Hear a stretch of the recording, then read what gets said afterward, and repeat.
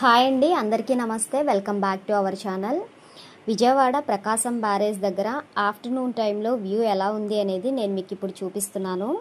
నిన్న మేము ఒక వర్క్ ఉండి అటువైపు వెళ్ళాము. రిటర్న్ వచ్చేటప్పుడు ఒక 10 to 15 మినిట్స్ బ్యారేజ్ దగ్గర ఆగి ఆ వ్యూ మొత్తం కూడా చూసాము. చాలా చల్లగా ప్రశాంతంగా ఉంది. మాకైతే ఫిషెస్ కూడా కనిపించాయి. ఆ క్లిప్పింగ్ కూడా ఇక్కడ యాడ్ చేస్తున్నాను. పైనుంచి విపరీతమైన ఎండ అనేది ఉంది, కానీ ఫ్రంట్ నుంచి ఆ వాటర్ ఫ్లో అవుతున్నప్పుడు వస్తున్న గాలి కానీ ఆ సౌండ్స్ కానీ చాలా ప్రశాంతంగా చల్లగా అనిపించింది. మేము లంచ్ చేయలేదు, ఆకలేస్తుంది, ఈవినింగ్ రావచ్చు అనేసి ఒక 15 మినిట్స్ ఉండేసి వచ్చేసాము. ఈవినింగ్ వెళ్ళిన వ్యూ కూడా మీకు ఇక్కడ చూపిస్తున్నాను.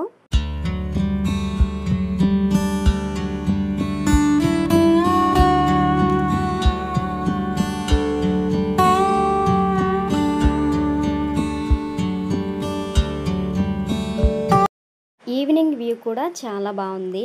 బ్యారేజ్కి ఒకవైపు వాటర్ ఫ్లో ఉంటే రెండో వైపు ఎంత ప్రశాంతంగా ఉంది. ఇప్పుడు మీరు చూస్తున్నది రెండో వైపు అండి. ఈవినింగ్ అనేసరికి ఇంకా చాలామంది వచ్చారు. మనకి సిచ్యువేషన్స్ అనుకూలంగా లేనప్పుడు, వరదలు వర్షాలు బాగా ఎక్కువగా ఉన్నప్పుడు మాత్రమే ప్రకాశం బ్యారేజ్ గేట్లు అనేవి ఓపెన్ చేస్తారు. సో మళ్ళీ ఈ సిచ్యువేషన్ అనేది ఎప్పుడు వస్తుందో తెలియదు కాబట్టి వెళ్ళేవాళ్ళు వచ్చేవాళ్ళు ఆగి మరీ ఫోటోలు అవన్నీ తీసుకుని ఆ వ్యూ అంతా కూడా చూస్తున్నారు. చూడ్డానికి చాలా ప్రశాంతంగా, చాలా సాయంత్రం అనగానే ఇంకా చల్లగా అనిపించింది. ఆఫ్టర్నూన్ టైంలో మేము వెళ్ళిన వ్యూ కన్నా కూడా, అంటే అది బాగాలేదని చెప్పలేము, కానీ అది ఎండగా ఉండడం వల్ల ఆ ఎక్స్పీరియన్స్ వేరుగా ఉంది, ఆ హ్యాపీనెస్ అనేది వేరుగా ఉంది. ఈవినింగ్ అనేసరికి ఇంకా ఎక్కువసేపు ఉన్నాము. కాకపోతే ఇక్కడ మేము అబ్జర్వ్ చేసింది ఏంటి అంటే, చీకటి పడే లోపు వెళ్తే వ్యూ అనేది చాలా బాగా కనిపిస్తుంది. చీకటి పడిన తర్వాత వెళ్ళి చూస్తే జస్ట్ వాటర్ ఫ్లోని మాత్రమే మనం చూడగలం. అండ్ ఇంకొకటి, ఇక్కడ చుట్టుపక్కల మత్స్యకారులు అంటే చేపలు పట్టే వాళ్ళు ఉంటారు కదా. సో ఇక్కడ ఈ వాటర్లో ఉన్న చేపలు పట్టి బల్క్గా పట్టేసి పాట అనేది ఉంటుందంట.